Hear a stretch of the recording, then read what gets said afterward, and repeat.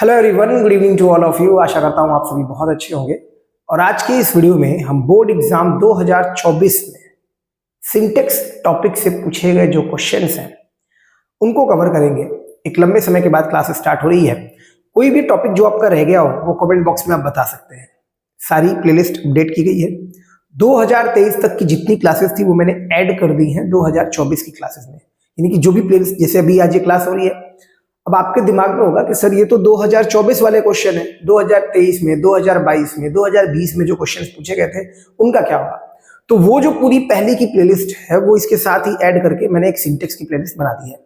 आप प्लेलिस्ट में जाइए, सिंटेक्स के वो सारे क्लासेस को कवर कीजिए, आपको कोई दिक्कत नहीं होगी। किसी भी तरह की कोई दिक्कत अगर हो रही है तो आप मुझे इस नंबर पे व्हाट्सएप कर सकते हैं 8317071156। ठीक है, इस नंबर पे आप व्हाट्सएप कीजिए। चलिए, पहला क्वेश्चन है हमारे पास, my father died since last Thursday. सबसे पहले क्वेश्चन में हमेशा ये ध्यान रखेंगे कि टेंस पहचानने आना चाहिए। ठीक है, ये सारी चीजें हो चुकी हैं, अब कोई कह नहीं सकता है कि टेंस नहीं पढ़ाया है, ट्रांसलेशन नहीं कराया है, एक्टिव पैसिव नहीं कराया है, सब चीजें करा चुका हूं। तो my father died since last Thursday, sir past indefinite tense है। अब ये ध्यान रखिएगा कि इस चीज को बोलते हैं टाइम, और ये हो गया हमारा टेंस। कभी भी टाइम के हिसाब से टेंस में परिवर्तन किया जाता है। कुछ लोग ऐसा कहेंगे कि आप सिंस हटा दीजिए और सेंटेंस सही हो जाएगा। बिल्कुल सही बात है, एक लेवल पे आप कर भी सकते हैं। आप इसको ऐसे भी लिख सकते हैं कि माई फादर डाइड, मेरे पिताजी मर गए लास्ट थर्सडे। ठीक है, बिल्कुल सही है।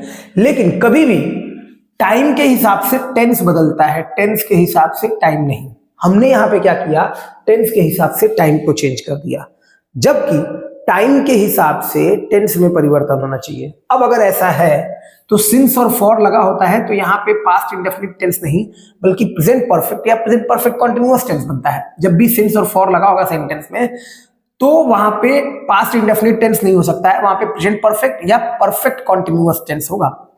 क्योंकि परफेक्ट कॉन्टिन्यूअस बन नहीं सकता इसका, इसलिए इसको लिखेंगे my father has been dead.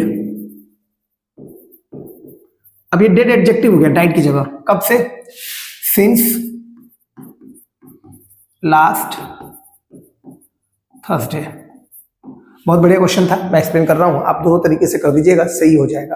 भाई आपको ये सेंटेंस पूरा इंप्रूव करके लिखना होता है।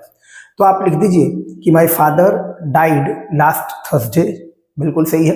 एक कॉन्सेप्ट ये भी है कि अगर किसी सेंटेंस में last Thursday, last week, last month, last year, 2004, 2020, मतलब जो अभी चल रहा है, 25 चल रहा है तो 2024, पीछे बीते हुए महीनों के नाम लिखे हों, तो वहां पे सिर्फ और सिर्फ पास्ट इंडेफिनिट टेंस होता है। ये एक कॉन्सेप्ट है, इसको भी ध्यान रखिएगा। तो बनेगा my father died last Thursday, ऐसे क्वेश्चन आते हैं। दूसरा ये है कि अगर सिंस और फॉर लगा हुआ है तो आप परफेक्ट कॉन्टिन्यूअस टेंस का यूज करोगे उस सेंटेंस में, और अगर परफेक्ट कॉन्टिन्यूअस टेंस नहीं बन पा रही है तो वहां पे परफेक्ट टेंस को प्रीफर कर दोगे।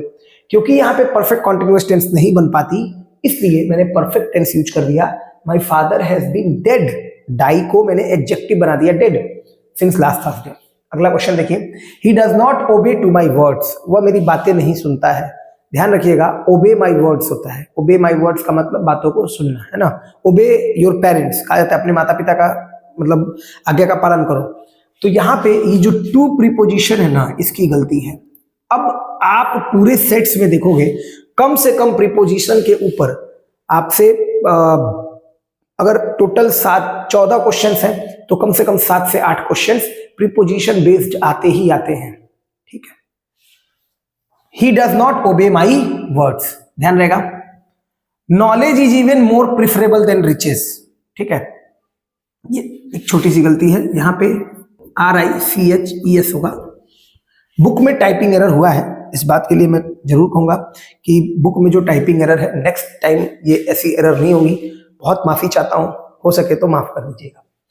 Knowledge is even more preferable than riches, कहा गया है कि ज्ञान ज्यादा प्रिफरेबल किया जाता है धन दौलत से। अब रिच मतलब होता है धनी, लेकिन रिचेस नाउन है, ये भी ध्यान रखना है। रिच एडजेक्टिव है लेकिन रिचेज नाउन है। रिच मतलब होता है धनी और रिचेज का मतलब होता है धन दौलत। ठीक है, अब प्रीफर, प्रिफरेबल, सीनियर, जूनियर, 4 शब्द बोल रहा हूं। प्रीफर, प्रिफरेबल, सीनियर, जूनियर, यही सबसे ज्यादा पूछे जाते हैं। और भी होते हैं, इंफीरियर भी होता है, प्रायर होता है, लेकिन सबसे ज्यादा जो पूछे जाते हैं प्रीफर, प्रिफरेबल, सीनियर, जूनियर। इनके साथ प्रीपोजिशन टू का प्रयोग करना, प्लस प्रिफरेबल लिखा हुआ है तो मोर का प्रयोग नहीं करना है। Knowledge is even preferable to riches, ऐसे करके ये सही हो पाएगा। ठीक, बुक में देन, ये तो हटा दिया मैंने, लेकिन देन रह गया है तो देन को हटाकर टू कर लीजिएगा। जो किताब है उसमें सिंटेक्स वाले पार्ट में देन की जगह पर टू कर लीजिएगा, गलती हो गई है। आइए, 2 years passed since my father has died, इस कॉन्सेप्ट को समझते हैं। देखिए,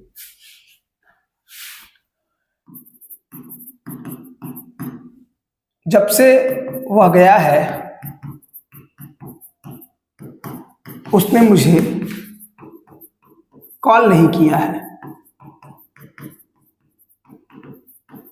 यही सेंटेंस है। क्या कहने का मतलब है, मान लीजिए कि ये टाइम लाइन है और एक पॉइंट पे वो गया होगा। भाई किसी पॉइंट पे तो गया होगा ना, 10 बज रहा होगा, 2 महीना हो गया होगा, मतलब जनवरी का महीना रहा होगा, कुछ तो एक पॉइंट रहा होगा। तो जब से वह गया है इस पॉइंट पे, तब से लेकर अब तक उसने मुझे कॉल नहीं किया है। तो सर यही प्रेजेंट परफेक्ट टेंस होता है कि पास्ट के किसी पॉइंट से लेकर प्रेजेंट तक अगर चले जाए तो प्रेजेंट परफेक्ट टेंस। जैसे मैंने 2 चैप्टर पढ़ा दिया है, आई हैव टॉट 2 लेसन्स, तो ये कब बोलोगे, पढ़ाया तो पास्ट में था लेकिन उसका प्रभाव हम प्रेजेंट में दिखा रहे हैं। तो उसने मुझे कॉल नहीं किया है, ही हैज नॉट कॉल्ड मी। कब से नहीं किया है, जब से वह गया है। तो जिस पॉइंट पे गया है, पॉइंट के लिए हमेशा सिंस का प्रयोग करते हैं, सिंस, और वो पॉइंट लिख देंगे। अब वो पॉइंट क्योंकि पास्ट में है तो इसलिए पास्ट इंडेफिनिट टेंस होगा और यहां बनेगा सिंस ही वेंट। अब जहां भी गया हो, since he went to Delhi, जब से वह दिल्ली गया है, he has not called me. ठीक, अब कॉन्सेप्ट क्या है सर, कॉन्सेप्ट ये है कि सिंस के साथ हमेशा जो पॉइंट होता है वो लिखा जाता है। जैसे सिंस 1999, अगर कोई कंपनी है 1999 से, तो लिखा जाएगा सिंस 1999। अब उसे टेंस में बदलेंगे तो वहां पे पास्ट इंडेफिनिट टेंस होगा। तो सिंस के साथ जो क्लॉज होगी वो पास्ट इंडेफिनिट टेंस में होगी और ये वाली क्लॉज प्रेजेंट परफेक्ट में होगी। कॉन्सेप्ट समझ में आ गया होगा। क्वेश्चन देखिए, 2 साल बीत गए हैं जब से मेरे पिताजी मरे हैं। कहने का मतलब ये है कि सर 2 साल बीत गए हैं जब से मेरे पिताजी मरे हैं। तो जिस दिन मेरे पिताजी मरे वो एक टाइम होगा, एक पॉइंट होगा। तो सिंस माई फादर डाइड, ये बनेगा, क्योंकि भाई एक पॉइंट होगा, 1995 में मर गए थे, 2000 में, तो जो भी मरे वो पॉइंट है, पॉइंट को टेंस में बदला, past indefinite tense, since my father died. और तब से लेकर 2 साल बीत चुके हैं, है ना। तो ये 1995 तो नहीं होगा, 2020-21 होना चाहिए। 2 साल बीत चुके हैं, 2 years हैव पास्ट। ठीक है, ये तो मैंने एग्जांपल के लिए दे दिया। अब 2025 चल रहा है तो 2023 होना चाहिए, 2022 होना चाहिए, इस तरह से कुछ होना चाहिए। तो 2 साल बीत चुके हैं, 2 years हैव पास्ट। कब से, since my father died. Clear, आ जाओ। पुअर आर ऑनेस्ट, सर इस क्वेश्चन में क्या गलती है अब, तो देखिए, एडजेक्टिव को कई बार नाउन की तरह यूज किया जाता है। पुअर है, रिच है, ब्रेव है, ठीक है, ऑनेस्ट है, ऐसे कुछ एडजेक्टिव्स हैं। ये एडजेक्टिव्स हैं। Ram is poor, Ram is honest. अगर मैं इसको कहूं तो मैं इसको ऐसे लिखूंगा, देखिए, Ram is poor, Ram is honest. जब ऐसा मैं कर रहा हूं तो ये पुअर और ऑनेस्ट क्या हो जाएंगे, ये एडजेक्टिव हो जाएंगे। बिल्कुल सही बात। लेकिन अगर मैं चाहूं तो आर्टिकल द के साथ एडजेक्टिव लगाकर पूरे जाति का बोध करा सकता हूं। द पुअर मतलब गरीब लोग, और तब ये प्लूरल वर्ब लेगा, ये ध्यान रखिएगा, समझिएगा। The poor, the rich, the brave, the honest. उसी तरह से जो यहां सेंटेंस लिखा गया है कि गरीब लोग ईमानदार होते हैं, एक्चुअल में पुअर और ऑनेस्ट नहीं हो पाएगा, क्योंकि पुअर तो एडजेक्टिव है। अगर आप चाहते हो कि पूरे कम्युनिटी का बोध हो जाए तो लिखिए the poor are honest. Clear हो गया? The poor are honest. आ जाइए अगला क्वेश्चन। अभी कहा था प्रीपोजिशन से बेस्ड क्वेश्चंस पूछे जाते हैं, खूब पूछे जाते हैं। Do you take pride of your work? अब इस क्वेश्चन में कोई दम है ही नहीं। इफ यू नो प्रीपोजिशंस, अगर आप प्रीपोजिशंस जानते हैं, प्रीपोजिशंस के साथ आपका उठना बैठना है, तो आप तुरंत समझ जाओगे कि सर प्राइड के साथ ना ऑफ प्रीपोजिशन नहीं, इन प्रीपोजिशन का प्रयोग किया जाता है। Do you take pride in? Take pride in मतलब गर्व करना है ना। Do you take pride in your work? अपने काम पर प्राउड करते हो कि नहीं करते हो, गर्व करते हो कि नहीं करते हो? सिंपल सा क्वेश्चन है। मैं आपको शॉर्ट वीडियोस में कुछ प्रीपोजिशन बेस्ड क्वेश्चन दे दूंगा, बहुत इंपॉर्टेंट होंगे, उनको देख लीजिएगा। 2-3 शॉर्ट वीडियोस में, शॉर्ट वीडियो में दूंगा ताकि आप बस एक सरसरी निगाह से, बर्ड्स आई व्यू से आप देख लो, आप क्लियर हो जाए। He is a member of an union. बहुत साधारण सा क्वेश्चन है। Union article based question. कितने होते हैं आर्टिकल्स? सर आर्टिकल्स 2 होते हैं। कौन कौन से? डेफिनिट और इनडेफिनिट। अगर डेफिनिट की बात की जाए तो आर्टिकल क्या होता है? द। और इनडेफिनिट की बात की जाए तो ए और एन। आर्टिकल्स का प्रयोग किसके लिए करते हैं? नाउन के लिए। नाउन कितने तरह के होते हैं? 2 तरह के, सिंगुलर, प्लूरल। ठीक है, नाउन, सॉरी इसमें भी एक और बात होगी। नाउन 2 तरह के होंगे, काउंटेबल नाउन और अनकाउंटेबल नाउन। अब काउंटेबल नाउन में 2 हो जाते हैं, सिंगुलर और प्लूरल। अनकाउंटेबल नाउन को ना तो सिंगुलर ना तो प्लूरल माना जाएगा। ठीक है, उसको हमेशा सिंगुलर की तरह ट्रीट किया जाएगा। मेरी बात फिर से सुनिएगा। आर्टिकल्स 2 होते हैं, डेफिनिट और इनडेफिनिट। डेफिनिट में द, इनडेफिनिट में ए और एन, निश्चित और अनिश्चित। आर्टिकल्स का प्रयोग नाउन के लिए किया था। नाउन 2 तरह के होते हैं, काउंटेबल और अनकाउंटेबल। ठीक है, काउंटेबल में आ गया सिंगुलर और प्लूरल। अनकाउंटेबल को ना तो सिंगुलर मानेंगे ना तो प्लूरल, लेकिन हमेशा सिंगुलर वर्ब उसके साथ यूज किया जाता है। अब देखिए, जो द आर्टिकल है वो किसी भी प्रकार के नाउन के साथ हो सकता है, चाहे काउंटेबल है चाहे अनकाउंटेबल है, लेकिन ए और एन का प्रयोग हमेशा सिंगुलर नाउन के साथ किया जाएगा। सिंगुलर नाउन के साथ ए और एन का प्रयोग कभी भी प्लूरल नाउन के लिए नहीं होगा, अनकाउंटेबल नाउन के लिए नहीं होगा, हमेशा और हमेशा सिंगुलर काउंटेबल नाउन के लिए होगा। ठीक है सर, तो क्या दिक्कत थी? यूनियन है, सिंगुलर है, चलेगा। अब इसमें ए और एन का प्रयोग अलग अलग हिसाब से होता है। ए का प्रयोग हिंदी अक्षर क से ग के बीच का साउंड होगा तब किया जाएगा, और एन का प्रयोग अ से अह का साउंड होगा तब किया जाएगा। और उस हिसाब से यू क ख ग वाला है तो ए का प्रयोग होगा। बहुत आसान है, क्वेश्चन बहुत पूछा जाता है। अगला क्वेश्चन देखिए, बहुत बढ़िया क्वेश्चन है। Being a holiday we did not go to school.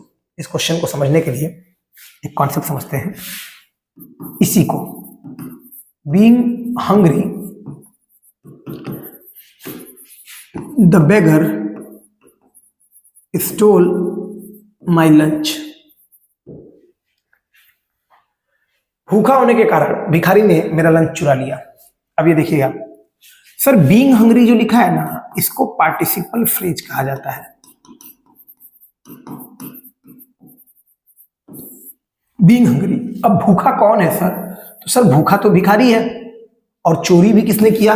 चोरी भी भिखारी ने। सही है, सेंटेंस में कोई दिक्कत नहीं है। लेकिन being Sunday we did not go to school,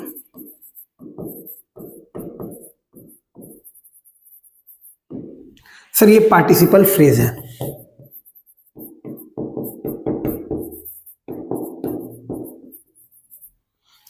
इस दिए हुए सेंटेंस का सब्जेक्ट कौन है? We.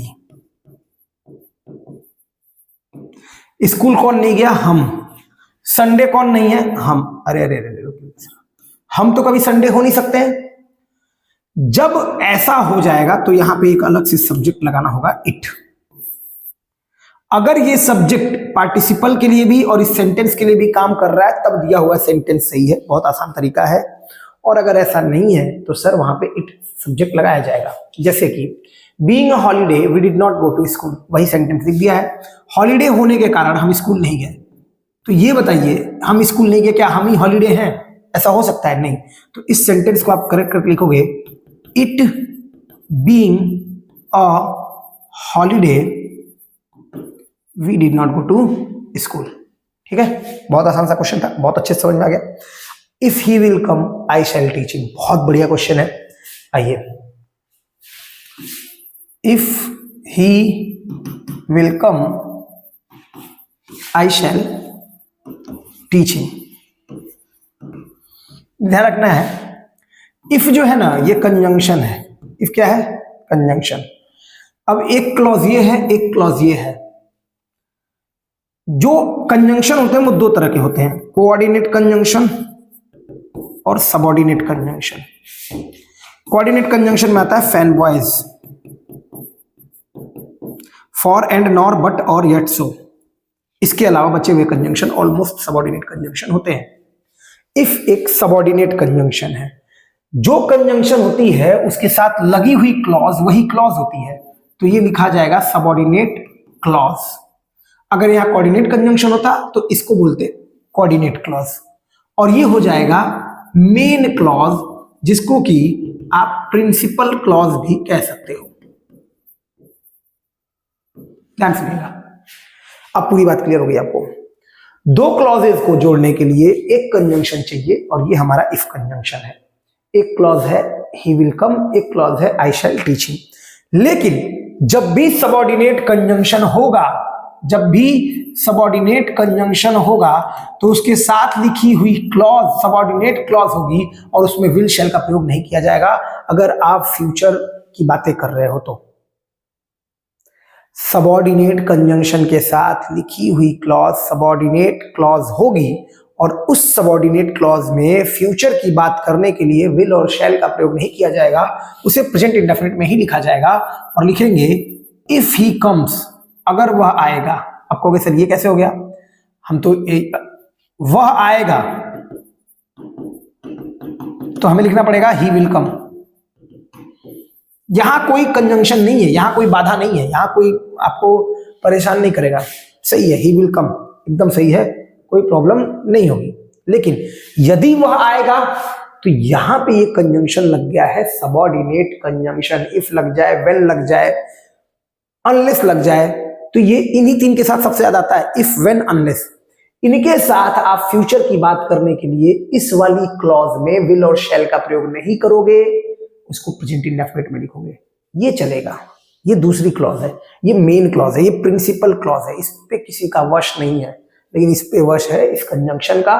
If he comes I shall teach him, तो बन जाएगा यहां पे विल हटा दीजिए और लिखिए if he comes I shall teach him. Clear हो गया? बहुत आसान था। अगला देखिए, my friend is Ramu is junior than me. अभी बताया आपको कुछ देर पहले कि सीनियर है, जूनियर है, प्रायर है, प्रिफरेबल है, इन सब के साथ केवल और केवल टू प्रीपोजिशन का प्रयोग किया जाएगा। ठीक है, तो बहुत आसान है। My friend Ramu is junior to me. ठीक है, deers are grazing in the forest. दो शब्द ध्यान रखिएगा, डियर और शिप, जो पेपर में बहुत पूछा गया है। सर चाहे सिंगुलर और चाहे प्लूरल, दोनों में की होंगे। सिंगुलर है तब भी डियर, प्लूरल है तब भी डियर। सिंगुलर है तब भी शिप, प्लूरल है तब भी शिप। तो सर पता कैसे चलेगा कि सिंगुलर है प्लूरल है? अगर उसके आगे आर्टिकल लगा है ए एन, ए डियर और अ डियर और शिप, तब तो सिंगुलर है। नहीं लगाया तब प्लूरल है। ठीक है, तो यहां पे तो आर्टिकल नहीं लगा है, तो और बहुत सारे डियर की बात भी हो रही है क्योंकि आर ग्रेजिंग लिखा भी है, तो उस हिसाब से इसमें से केवल हटा दीजिए, लिखिए deer are grazing in the field, in the forest, जो भी है। या फिर आप लिख सकते थे अ डियर, लेकिन अ डियर लिखते तो दो चेंज करना पड़ता। एक तो आपने एस हटाया, ए लगाया, और प्लस यहां पे इज लिखना पड़ता। तो इसलिए इसकी बजाय आप इसको प्रीफर कीजिए कि केवल एक चेंज करना पड़ा, एस हटाया, deer are grazing in the forest. यही चीज शिप के साथ भी होगी। डियर और शिप ये दोनों सिंगुलर और प्लूरल दोनों में सेम होते हैं। वह वाराणसी में रह रहा है कब से? 3 सालों से। अभी वो जो किया था ऊपर, सिंस 3 years वह वाराणसी में रह रहा है। तो जो सिंस होता है वो पॉइंट ऑफ टाइम के लिए होता है। 1900, अभी बताया था 1999 से ये कंपनी चल रही है, तो सिंस 1999। लेकिन अगर पीरियड की बात करें मतलब ड्यूरेशन की बात करें 20 सालों से, 30 सालों से, 20 मिनट से, 10 मिनट से, 5 सेकंड से, तो सर वहां सिंस का प्रयोग ना करके फॉर का प्रयोग किया जाएगा और लिखा जाएगा कि मेरा दोस्त वाराणसी में रह रहा है, he has been living in Varanasi for 3 years। ठीक है। This man is bent in doing मिसचीव्स, गलतियां करने पे तुला हुआ है। ठीक है। तो 2 चीजें करिएगा। एक बात हमेशा ध्यान रखिएगा, मैंने अभी कहा प्रीपोजिशन बेस्ड क्वेश्चन बहुत आते हैं। ठीक है। Preposition based question bent on doing something होता है। बेंट ऑन डूइंग समथिंग का मतलब होता है किसी काम पे तुले रहना। बेंट ऑन डूइंग समथिंग इसका मतलब होता है किसी काम के लिए तुले रहना, मतलब ये काम करने के लिए एकदम अड़े रहना। That is called bent on doing something.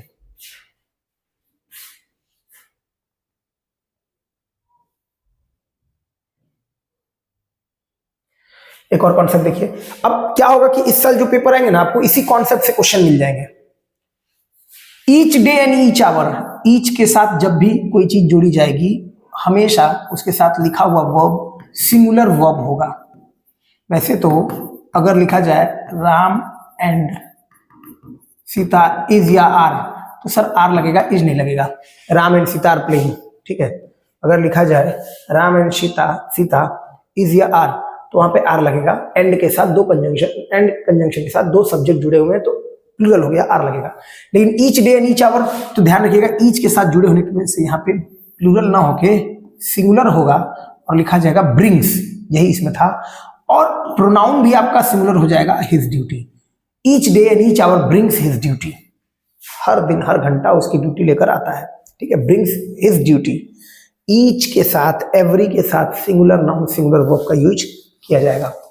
Each of them got their pay, प्रत्येक को उसका पेमेंट मिल गया। तो each of them got, each की वजह से सिंगुलर वर्ब लिखा जाएगा हिज पे। एक एक की बात हो रही है, प्रत्येक की बात हो रही है, तो each of them got his pay. ठीक है। देयर पे नहीं हो पाएगा। Much books should not be read, ध्यान दीजिएगा, बहुत अच्छा क्वेश्चन है। Much books should not be read. अब एक होता है मेनी, एक होता है मच और एक होता है सम। ठीक है। मेनी का प्रयोग प्लूरल काउंटेबल नाउन के लिए किया जाएगा जब भी नाउन प्लूरल होगा।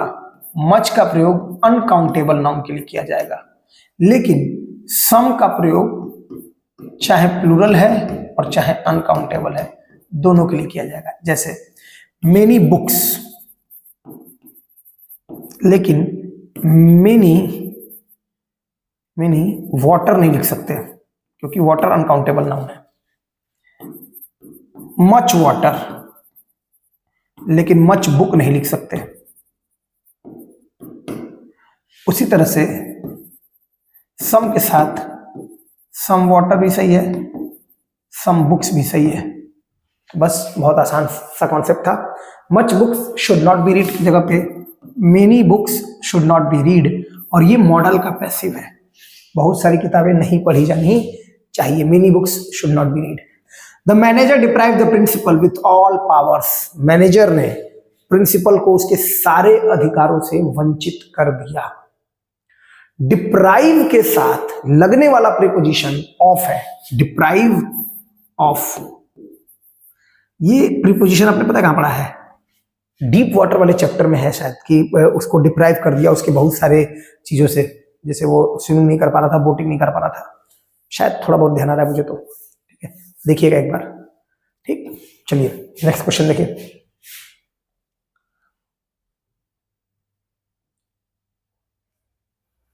Neither food nor power given to me yesterday. तो अब गिवन तो डायरेक्ट थर्ड फॉर्म लग गया, गिव गिव गिवन होता है, और ना तो फूड दिया गया ना तो पावर दिया गया, तो यहां पे गिवन की जगह वॉज गिवन लिखिए, पैसिव वॉज है क्योंकि मुझे देने की बात की गई है, पैसिव है ये। तो ना तो फूड दिया गया ना तो ताकत दी गई, किसको? मुझे। वॉज गिवन पैसिव का देखिए आप एरर आ गया, सिंटेक्स एरर। जैसे अगर कहा जाए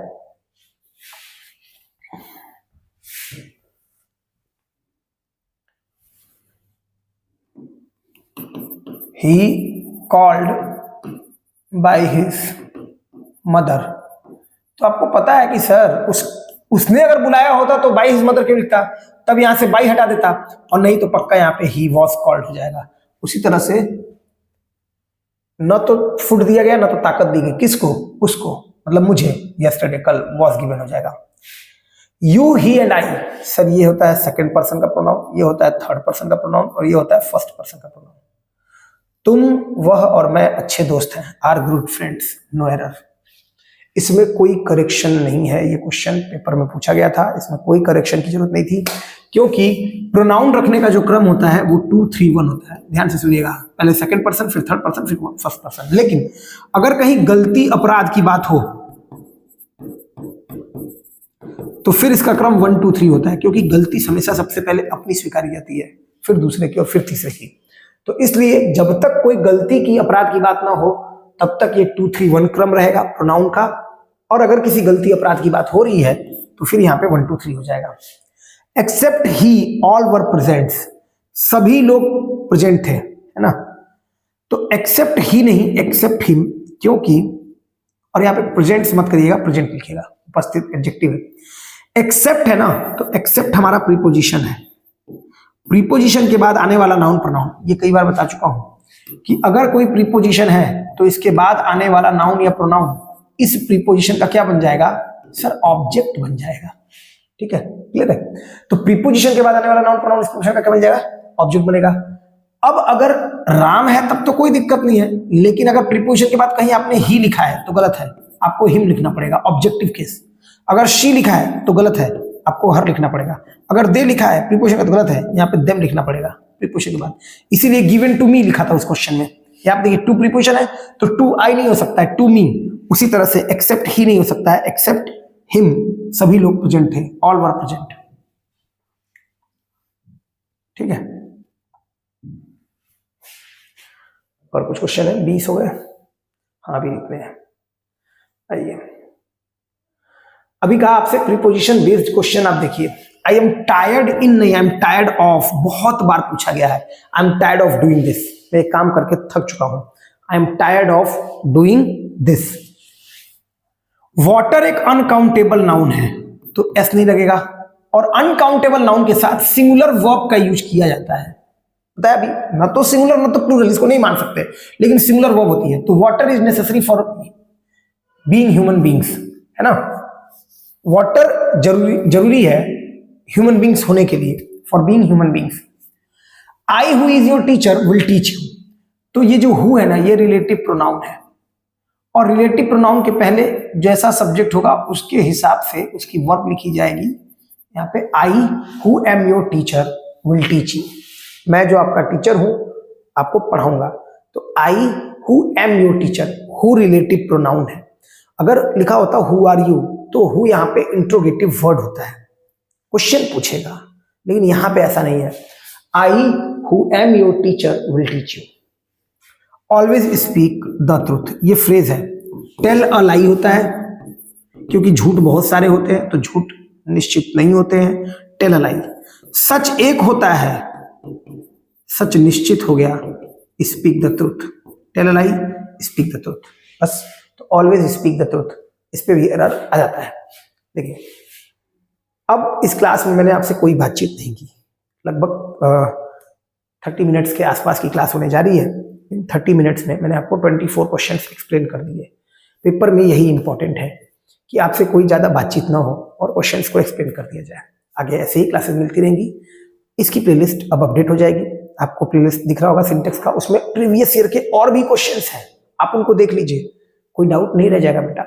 कोई और टॉपिक जो आपका है वो आप कमेंट बॉक्स में डाल दो कि सर ये टॉपिक है, ये चीज रह गई है। ठीक, आज के लिए इतना ही है। वीडियो अच्छा लगा वीडियो शेयर कीजिएगा। Thank you.